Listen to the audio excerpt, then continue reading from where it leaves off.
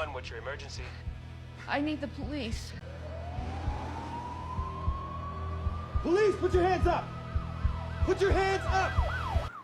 This is not just a murder. It's a psychological nightmare. On the morning of November 14th, 2020, at 7:12 a.m., a frantic 911 call shattered the morning calm in the small town of Crestwood, Ohio. Rachel Monroe, a 29-year-old aspiring artist, sobbed as she told the dispatcher that she had just found her fiancé, Alex Carter, unresponsive in their backyard. Emergency responders rushed to the scene, only to find Alex, a 31-year-old financial analyst, lying near their pool, his body covered in deep lacerations. The grim discovery set off a chain of events that would uncover a tangled web of deception, passion, and tragedy. As officers arrived, the morning sun had barely risen, casting long shadows across the suburban street. The air was still, thick with the kind of silence that follows tragedy. But inside the house, it was anything but silent. The scene spoke volumes. The moment officers stepped onto the back patio, they noticed it. A dark, glistening trail of blood smeared across the concrete, leading toward the open sliding door. The crimson streaks contrasted sharply against the pale tile, like grotesque brushstrokes on an artist's canvas. They followed the trail cautiously, their boots leaving faint imprints in the drying blood. Inside, the house was eerily still. The kitchen looked like the aftermath of a violent storm. Blood spattered the walls in jagged patterns, as though something or someone had been thrown against them with force. A shattered wine glass lay in shards across the tile floor, its ruby-red contents pooling into a dark stain that mingled with the blood. Chairs were overturned, a cabinet door hung open, and in the sink, a large kitchen knife rested at an unnatural angle, its blade freshly washed but still betraying faint smears of diluted red. The lead detective, Carter Langley, exhaled sharply. He had seen his fair share of crime scenes, but something about this one felt particularly unsettling. It wasn't just the brutality, it was the contradiction, a crime of passion, yet a deliberate attempt at concealment. Officers fanned out, methodically combing through the home for evidence. Every detail could be a puzzle piece, and they needed the full picture.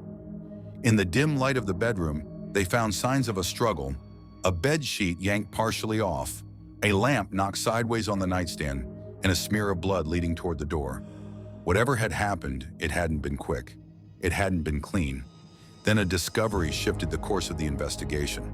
One of the forensic analysts called out, holding a small device in her gloved hands. It was a fitness smartwatch, still latched around the victim's wrist. Carter's pulse quickened. These devices could track heart rate, movement, even sleep patterns. If they could extract the data, they might be able to reconstruct the final moments of the victim's life.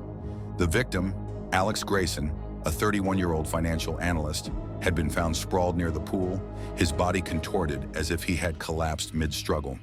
But if the smartwatch was still intact, it could hold the answers they desperately needed.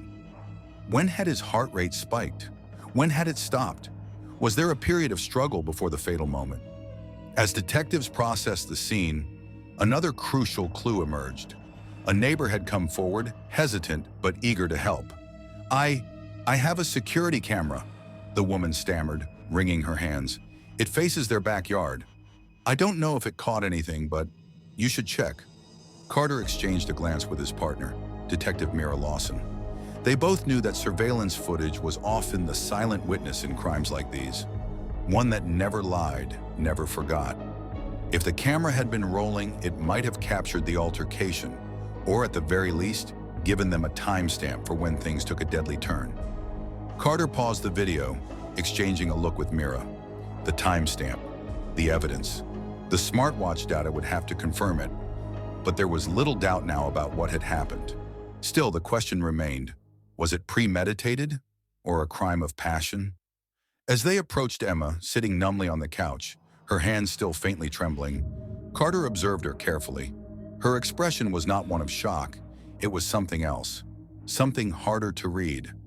She looked up at him, her eyes glistening, but not with tears. "It was self-defense," she murmured before he could even speak. "He was drunk. He was angry. He came at me first." A well-rehearsed line or the truth? That would be for the jury to decide. But Carter had been in this job long enough to know one thing. The truth had a way of revealing itself. And in this case, it was only a matter of time before the silent witnesses, the smartwatch, the security footage, the blood itself, told their story.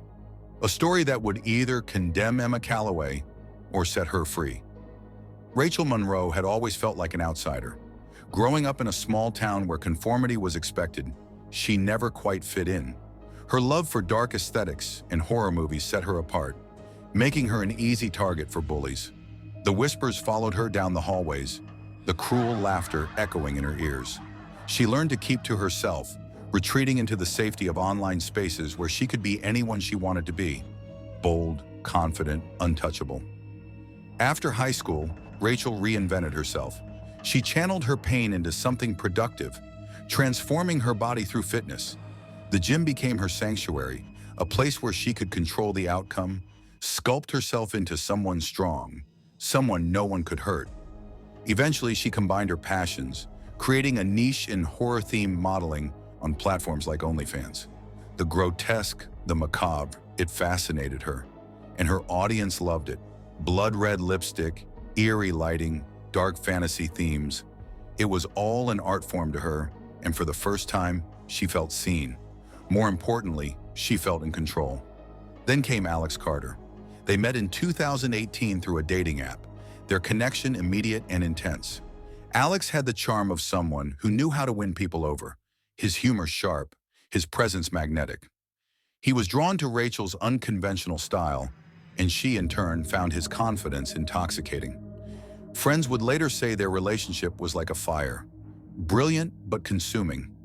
At first, they were inseparable, spending hours talking about everything from music to their childhood wounds. But beneath the passion, there was something else, something darker. Their arguments were just as fiery as their affection. A simple disagreement could spiral into an all-night battle, voices raised, accusations flying. Rachel told herself this was normal. Love was supposed to be intense, wasn't it? Relationships were meant to have ups and downs. But sometimes Alex's words cut deeper than she cared to admit. He had a way of making her doubt herself, twisting things until she questioned if she was the problem. Still, she stayed, because for every moment of conflict, there was a moment of tenderness. He could be so loving, so apologetic. And she believed him when he said he didn't mean it. She believed him when he whispered that no one else understood him the way she did. But love, when mixed with chaos, can become something unrecognizable. And as time went on, the scales tipped further toward destruction. What no one knew was that this fiery, unpredictable love story would soon take a turn so dark that it would leave a trail of blood in its wake. And Rachel Monroe would find herself at the center of a crime scene no one could have predicted. In her initial statement, Rachel insisted she had gone to bed early the previous night. Her voice was steady but distant, as if reciting a script she had rehearsed in her mind. She told investigators she had spent the evening filming content for her subscribers, an exhausting process that left her drained. By midnight, she claimed, she had collapsed into bed, falling into a deep, undisturbed sleep. The next thing she remembered was waking up to an eerie silence, one that felt wrong. She said she had stepped outside to find Alex sprawled near the pool, his body unnervingly still. The words stuck in her throat as she described the moment she realized he wasn't breathing. She swore she had panicked, dialing 911 with trembling fingers, desperate for help. But the detectives weren't convinced. Something about her account didn't sit right. The first red flag was the blood in the kitchen, too much to be brushed off as incidental. When asked about it, Rachel hesitated, a flicker of uncertainty breaking through her composed facade. She glanced away, chewing the inside of her cheek before responding. "Oh, that," she said, her voice lighter, almost dismissive. "It's from yesterday. I broke a glass. Cut my hand." One of the officers glanced at her hands. There were no visible injuries. "And you didn't clean it up?" the detective pressed. Rachel blinked, as if caught off guard by the question.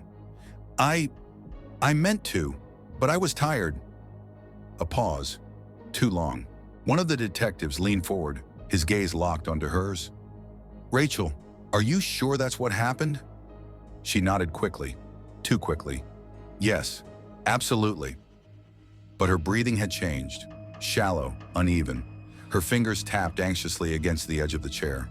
They let the silence stretch, waiting for her to fill it. People tended to talk when they were uncomfortable, to over-explain when they were hiding something. Rachel said nothing, and that, the detectives knew, was just as revealing. The inconsistencies in her story were small but telling.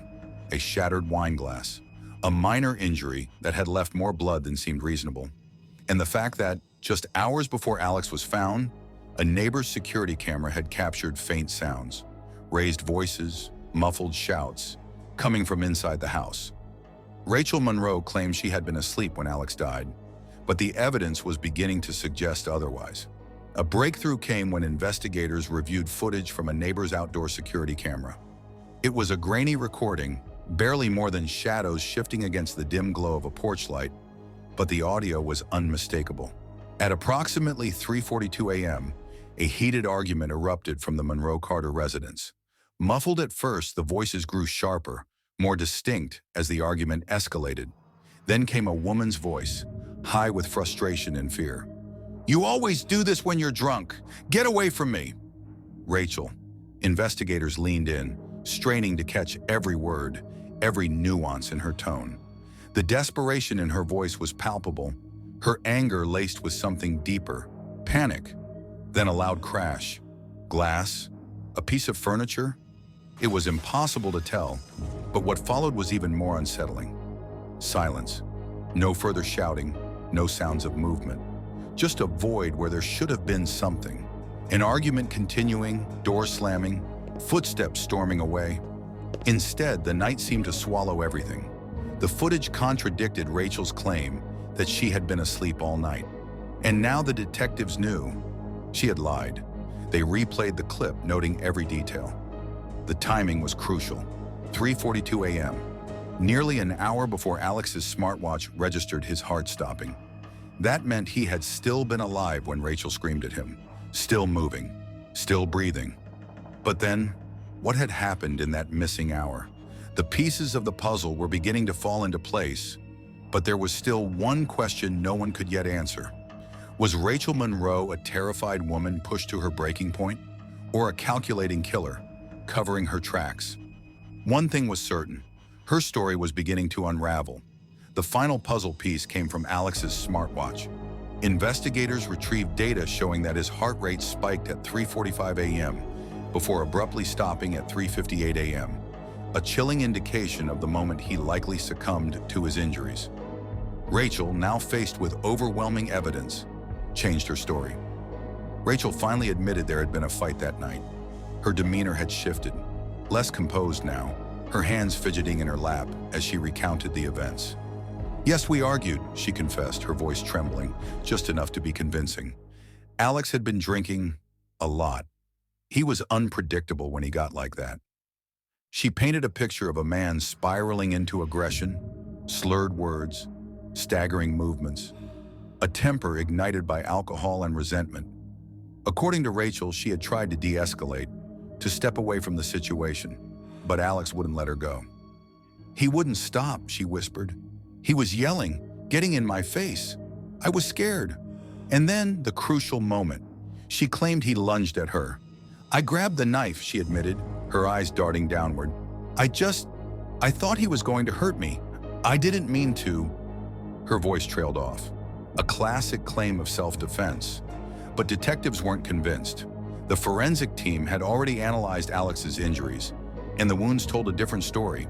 Not the erratic cuts of a desperate struggle, not the defensive swipes of someone merely trying to ward off an attacker. These were deep, deliberate wounds, inflicted with force, repeatedly and not just in one place. Some to the chest, others along his arms, as if he had tried, vainly, to shield himself.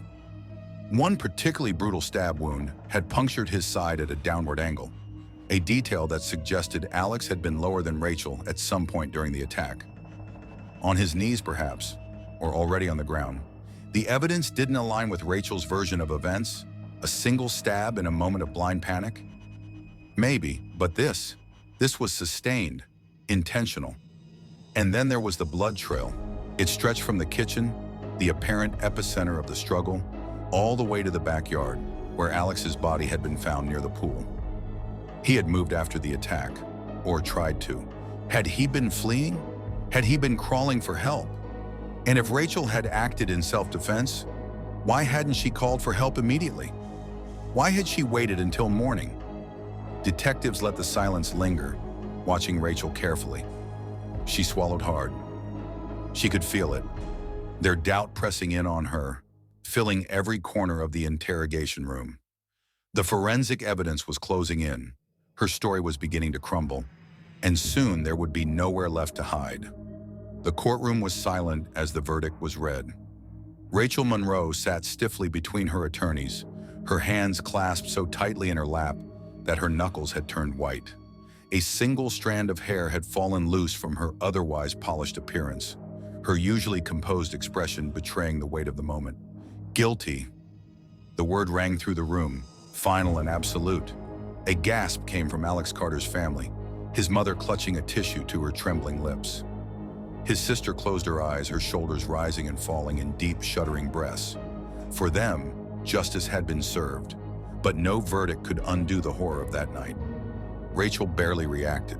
For months, she had maintained her innocence, insisting that she had only acted in self-defense. But the prosecution had methodically dismantled her claims, piece by piece. The argument that night hadn't been a fleeting moment of fear. It had been the culmination of a storm brewing for years. The prosecution painted Rachel as a woman driven by unchecked rage, someone who let resentment fester until it erupted in a fit of uncontrollable violence. They pointed to the forensic evidence, the multiple stab wounds, the blood trail that told a story far more damning than her words ever could. This wasn't self-defense, the prosecutor had said in his closing argument, his voice cold and deliberate. This was a brutal, prolonged attack. Alex Carter didn't die from a single act of panic. He died because Rachel Monroe made a choice, again and again. But the defense had fought back, painting an entirely different picture. Rachel, they argued, had spent years in a volatile relationship with a man whose drunken outbursts had chipped away at her sense of safety. They pointed to the bruises spotted on her arms in old photos, the text messages she had sent to friends describing nights where Alex's temper had turned dangerous. She wasn't a monster, her attorney pleaded to the jury. She was terrified. But it wasn't enough. The jury deliberated for 7 hours, sifting through every detail, every argument, every piece of evidence. And in the end, they made their decision. On April 10th, 2023, Rachel Monroe was sentenced to 27 years in prison. She turned to face the judge as the sentence was delivered, her face impassive, her lips barely parting. If there was fear in her eyes, she didn't show it. If there was regret, she kept it buried beneath the surface. Alex Carter's mother, however, had no such restraint. As Rachel was led away, shackles clinking softly against the courtroom floor, she finally broke her silence. "You stole him from us," she whispered, her voice trembling with grief and fury. "And now you have to live with that." Rachel didn't turn back. She simply disappeared through the doors, into a future that had already been decided for her. One where the walls were cold, the days were long, and the weight of what she had done would follow her forever. Was Rachel Monroe a terrified woman pushed to the edge, or a cold-blooded killer who spun a web of lies? Alex Carter's family has no doubt about the answer. To them, Rachel was calculated, manipulative, and dangerous. They believe she twisted the narrative, portraying herself as the victim while Alex lay lifeless, his body bearing the brutal evidence of what truly happened that night. How could self-defense account for multiple stab wounds? How could she claim fear when the crime scene suggested something far more sinister? But Rachel tells a different story. She insists she never intended to kill him.